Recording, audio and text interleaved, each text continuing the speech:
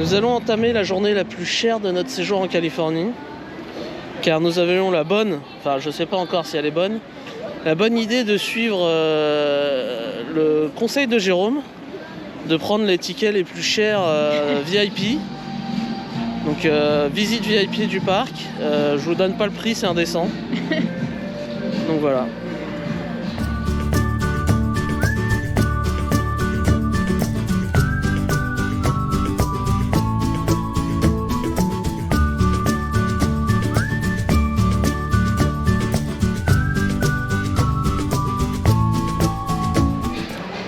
Bonjour à tous et bienvenue dans ce vlog.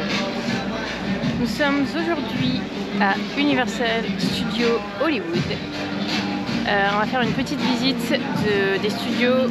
On va voir ce que ça donne. Normalement ça commence avec un petit buffet de petit déjeuner. On va voir ça. Et après toute la journée de visite avec un guide qui va nous encadrer.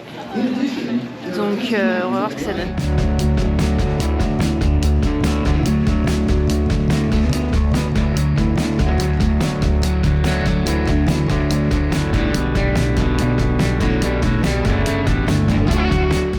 Montre-nous un peu ton beau badge là, t'as mis très mal mis.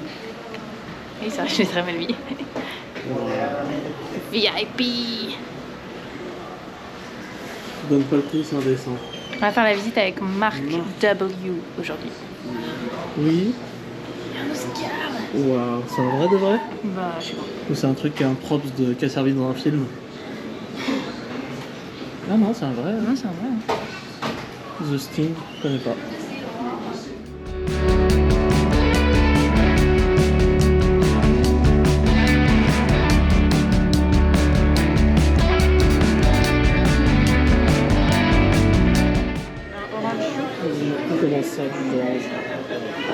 Là on commence, on est dans un petit salon privé avec un petit buffet de petit déjeuner. Donc on va se restaurer tranquillement parce qu'on n'a pas mangé à l'hôtel étant donné qu'il n'y a pas de petit déjeuner. Dans le prix du ticket, ils offrent un poncho light comme ils disent, dans le seul but de ne pas être trop mouillé dans l'attraction Jurassic Park. Jurassic World, c'est pareil. Tu te régales? Tant mieux, tant mieux. Pour une fois, le pain au chocolat n'est pas trop mauvais. Oui. Mais ça reste quand même pas ouf pour de la viennoiserie. Hein. Par contre les yaourts sont pas ouf. Bah, c'est gélatineux quoi, comme dans tous les yaourts du monde anglo-saxon. La journée se découpe donc en 3 parties. Une partie visite du parc avec accès en Express Pass aux principales attractions, ce qui est l'équivalent des Fast Pass, un déjeuner buffet et une visite des studios de cinéma. L'avantage de faire la visite du parc avec un guide VIP, c'est qu'il nous décrit les attractions en nous expliquant précisément ce qui nous attend, pour que les personnes aussi téméraires que moi, ou présentant des contre-indications médicales, sachent à quoi s'attendre, ce qui est très appréciable.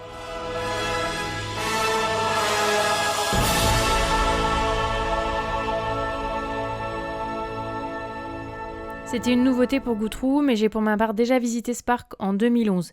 Et contrairement à DLP qui n'évolue quasiment jamais, une grande majorité des attractions ont changé et les décors sont pour la plupart méconnaissables.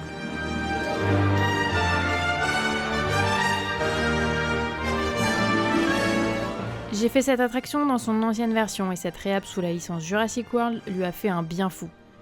Même si le fameux T-Rex fait toujours aussi peur.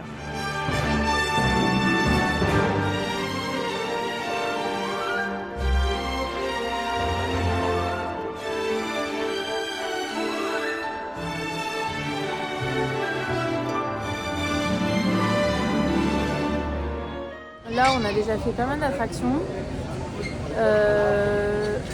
On est déjà allé dans le Land Harry Potter. On a fait les 2 attractions du Land Harry Potter. On a fait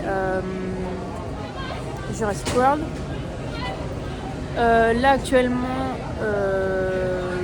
tout le monde est dans Revenge of the Mummy. Donc moi, bien sûr, je ne fais pas ce genre d'attraction. Ce qui est coaster. Alors, autant vous dire que pour l'instant, moi, je n'ai fait malheureusement aucune attraction. Mais ça va venir. Sachant qu'avec notre VIP Pass, même une fois que la visite, c'est donc qu'on sera plus avec le guide, On peut rentrer par le Lightning Lane, ça s'appelle pas Lightning Lane, ça s'appelle, je sais plus, un Fast Pass. On pourra rentrer par le Fast Pass avec notre badge tout au long de la journée. On garde la VIP expérience vraiment jusqu'à la fin de la journée. Donc ça c'est plutôt cool. Malheureusement Goutrou n'est pas passé dans le harnais de l'attraction Harry Potter de Hogwarts, je ne sais plus comment elle s'appelle, de l'attraction de Harry Potter. Et donc voilà, là je pense qu'après on va aller faire Transformers. Et ensuite, juste à côté, il y a le land Nintendo World. Donc ça a l'air d'être vraiment pas mal. On l'a vu en descendant du parc parce que l'Universal est fait de façon, en tout cas à Hollywood, très particulière. C'est sur 2 étages. Il y a le upper lot et lower lot, je crois, un truc du genre. Et donc la partie haute, il va y avoir tout le land d'Harry Potter, tout ce qui est Simpson. Et la partie basse, il y a Jurassic World, Nintendo, toutes les autres grosses zones. Et il commence à pleuvoir d'ailleurs. On est sur une journée grise où on accède à la partie basse du parc avec des escalators qui sont interminables. Ça peut durer sincèrement bien 5 minutes. Et donc du coup on a une vue imprenable sur toute la partie basse et surtout les studios. Donc c'est très sympa. On voit aussi les studios Warner où on ira un petit peu plus tard dans la semaine. Et donc on a pu voir le land Nintendo depuis les escalators et ça donne bien envie d'y accéder tout à l'heure.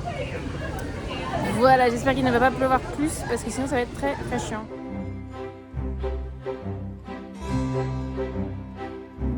La dernière grosse nouveauté d'Universal Studios Hollywood, c'est Super Nintendo World. Un nouveau land regroupant tout l'univers de Mario, Luigi, Princess Peach, sans oublier Bowser, et son imposante forteresse. La version californienne de ce land ne propose qu'une attraction, Mario Kart Bowser's Challenge. On se retrouve immergé dans le jeu et c'est vraiment le type d'attraction qu'on ne peut pas juger tant qu'on ne l'a pas faite. Au premier abord, ça paraît lent et ennuyant, mais en vrai, c'est super fun. C'est un peu compliqué au début, mais on prend vite le coup de main et on a vraiment l'impression d'être dans une partie endiablée de Mario Kart. Mention spéciale pour le passage avec la route arc-en-ciel, de loin mon préféré. Seul point négatif, les casques font vite très mal à la tête car ils sont assez lourds. Waouh. Là on a la classe.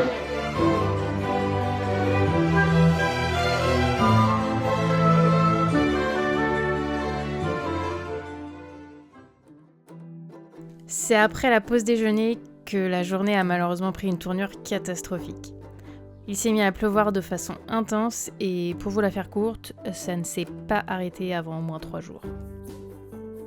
On a donc fait la visite des studios dans notre minibus avec quelques arrêts pour visiter notamment l'intérieur d'un soundstage. C'est une sorte d'immense hangar où sont installés les décors de tous les films, séries et émissions qu'on peut voir à la télé ou au cinéma.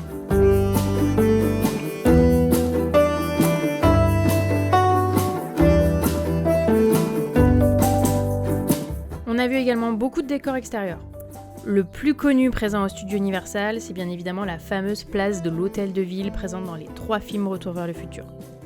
Pour la petite anecdote, la façade a été repeinte car elle était trop reconnaissable et que les gens voyaient Hill Valley dans tous les films et séries tournés sur cette place.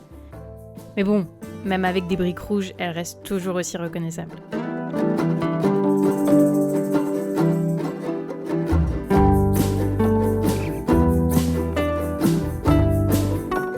Le tour VIP inclut une visite du lieu de stockage de tous les meubles et accessoires de décoration utilisés au cinéma. C'est une sorte de magasin de meubles géant où les décorateurs viennent louer des tables, des canapés ou encore des accessoires de déco dont ils ont besoin pour meubler les décors des séries ou des films en fonction des styles qu'ils recherchent.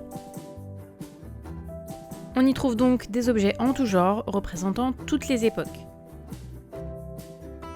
Il est malheureusement interdit de filmer à l'intérieur, mais on a pu notamment voir le caddie géant utilisé dans le film The Incredible Shrinking Woman, qui date de 1981, et qui a par la suite été réutilisé dans le film Jackass au début des années 2000.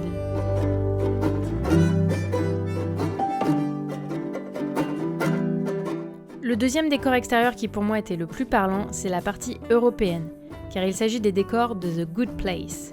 Si vous avez vu la série, ces images vous parleront forcément et vous reconnaîtrez la gare où Eleanor va prendre le train qui l'emmènera notamment vers The Medium Place où elle rencontrera Mindy Sinclair.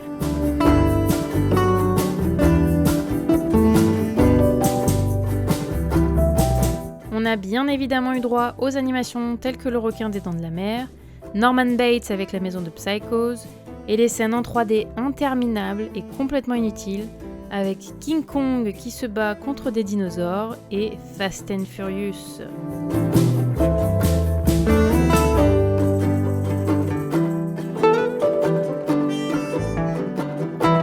On est également passé dans le fameux quartier de Wisteria Lane, du moins ce qu'il en reste.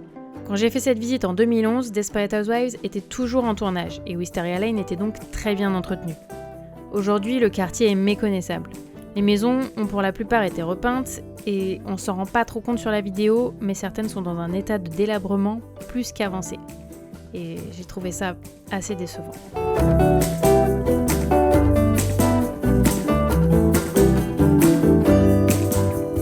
De façon générale, la visite des studios Universal était assez intéressante. Mais après avoir fait la visite des studios Warner un petit peu plus tard dans la semaine, je trouve que Universal n'est pas à la hauteur de ce qu'on espérait. Il y a quelques décors très célèbres, mais le reste des références énoncées durant la visite sont pour la plupart des séries et des films qui n'ont pas vraiment marqué le public européen. Contrairement aux studios Warner, où l'on découvre que la quasi-totalité des films et des séries de ces 15 dernières années ont été tournés là-bas. Si vous venez une journée de grand soleil où le parc est blindé, la visite VIP vaut largement le coup. Rien que pour les Express Pass. Mais si comme nous, vous venez à une période assez calme, la visite simple suffit largement. Surtout si comme nous, vous complétez avec la visite des studios Warner. Les choses que vous verrez en plus avec la visite VIP sont inclus dans la visite normale à Warner.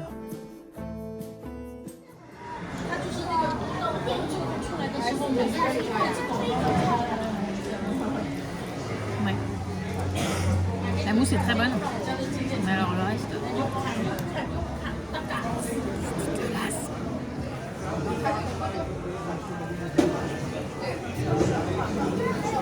Dégueulasse. Ça sent la même chose que la mousse.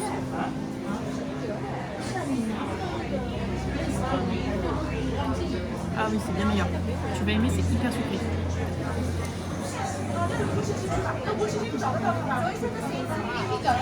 C'est très différent. Hein. C'est bien meilleur. Agréable Waterworld. Ah. Ça y est, on vient de terminer le tour VIP sous une pluie battante pendant tout le long.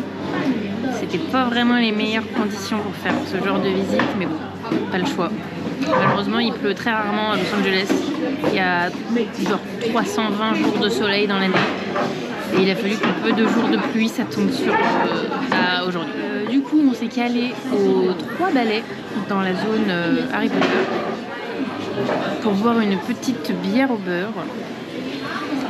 Alors là, on a pris une froide et une chaude. On n'a pas goûté la frozen parce qu'il fait vraiment beaucoup trop froid. La froide est toujours aussi dégueulasse, c'est exactement la même qu'au studio Harry Potter à Londres. On s'est dit que peut-être ce serait pas la même et que ce serait meilleur, mais en fait non, c'est exactement la même, c'est dégueulasse. Et la chaude est pas mauvaise, mais elle est extrêmement sucrée. C'est genre la mousse qu'ils mettent sur la... Pour ceux qui connaissent, celle de Londres par exemple, c'est la mousse qu'ils mettent dessus, donc qui est déjà très sucrée, mais en chaud. Donc c'est particulier, mais c'est pas mauvais. On vient d'apprendre en regardant les temps d'attente pour pouvoir continuer notre journée que malheureusement Waterworld est en réhab, donc on ne va pas pouvoir voir Waterworld. Alors moi je l'ai déjà vu, mais Goutrou ne l'a jamais vu, malheureusement. C'est foutu pour aujourd'hui. Il n'y a que 3 attractions qu'on n'a pas pu faire sur notre tour. Secret Life of Pets, on va les faire. Kung Fu Panda. Ça, je sais pas si on va le faire. On va voir. Et les Mignons. C'est ça, Mignons, je sais pas quoi. Et je sais pas si on va le faire, on va voir. Voilà. En espérant que la pluie se calme un petit peu, moi j'ai acheté un poncho Universal qui s'est déjà complètement déchiré, donc je vais devoir aller le changer.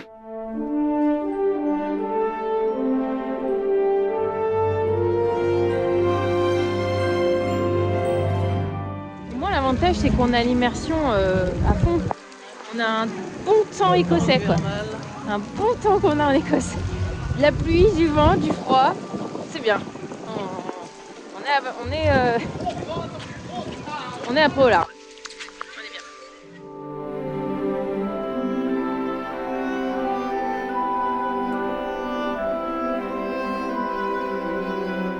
En tant que Potterhead, je ne pouvais pas partir d'Universal sans retourner dans le land Harry Potter. Il pleuvait tellement que le land était en train de complètement se vider.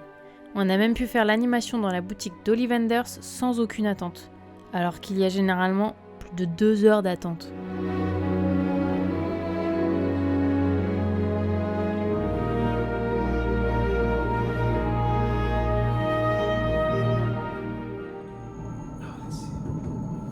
You see that bell in the corner?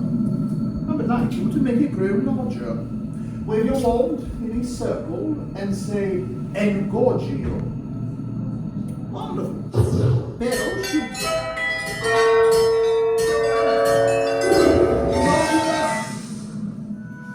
This wand here has been with me for some time. And it has been waiting for just the right person.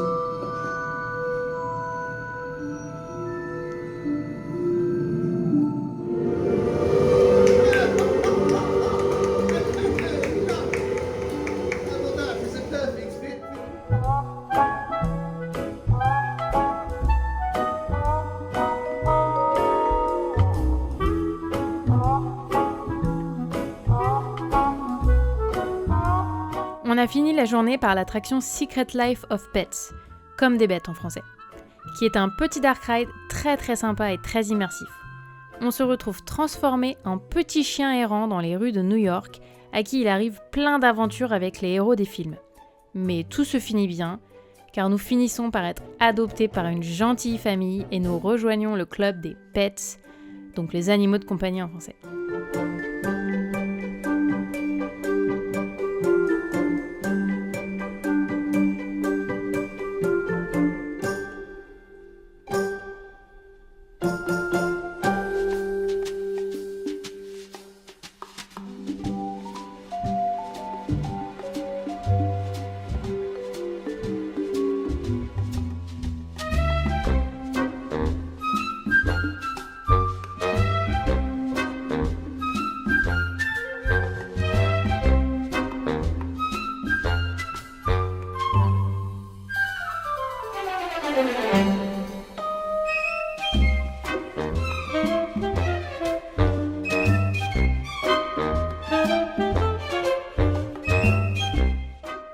Ça y est, on est rentré.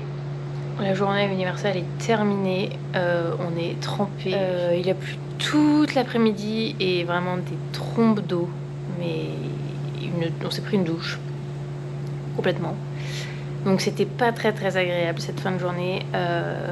Vraiment, on a fait les 2 des dernières attractions qui nous manquaient. On n'a juste pas fait Kung Fu Panda. Mais on n'a pas pu vraiment profiter parce qu'il pleuvait trop. On n'est pas du tout retourné à Nintendo World alors qu'on voulait. On n'est pas retourné dans le land des Simpsons alors que j'aurais bien aimé. On est retourné un petit peu à Harry Potter mais pas de quoi profiter quoi. Donc c'est un peu dommage. Cette journée un peu en demi-teinte on va dire. Est-ce que ça vaut le prix qu'on a payé la journée VIP? Oui, parce que la journée en soi, la visite était vraiment bien, mais le temps n'était pas avec nous quoi. C'est extrêmement dommage. Donc c'est vrai que le côté un peu fast-pass, c'était bien, mais on n'en a pas plus profité que ça parce qu'il n'y avait que 5 minutes à toutes les attractions. Donc bon, avec ou sans le guide, voilà, c'était pas non plus... Voilà, mais bon, ça s'est très bien passé. Pour donner une idée de prix, je me souviens plus du prix exactement, mais c'est dans les 400 € par personne. Ouais, c'est ça. C'est dans les 400 € par personne, donc ça fait une journée à 800 € pour 2. Et qu'est-ce que je dis après? Bah non, je vais pas dire double ciao, c'est pas ma phrase de fin. Sur ce... Voilà Universal quand il fait beau. Bah ouais, le problème c'est qu'on choisit pas quand est-ce qu'il fait beau. Si on avait su, on aurait choisi une journée ensoleillée, mais bon. Il est censé faire toujours beau en Californie, mais pas aujourd'hui. Sur ce, nous on va regarder les Grammy Awards. Pas. Bah si, c'est ce que j'ai vu. Attends, il y a Taylor Swift qui vient d'annoncer un nouvel album quand même. Ouais, j'avoue. Voilà, j'espère que cette vidéo vous aura plu. Putain, mais je sais pas quoi dire, c'est dur de faire des outros, c'est encore plus dur qu'un début. Sur ce, j'espère que cette vidéo vous a plu et je vous souhaite... Non, c'est pas ça. Un joyeux ambiance. J'ai mis le chauffage un peu chaud là, je suis en train de me rendre compte. Sur ce, j'espère que cette vidéo vous aura plu, que ça vous aura donné envie de visiter Universal, Hollywood et on se retrouve plus tard pour de nouvelles aventures. Allez, au revoir. Oh merde, j'ai fait un double ciao.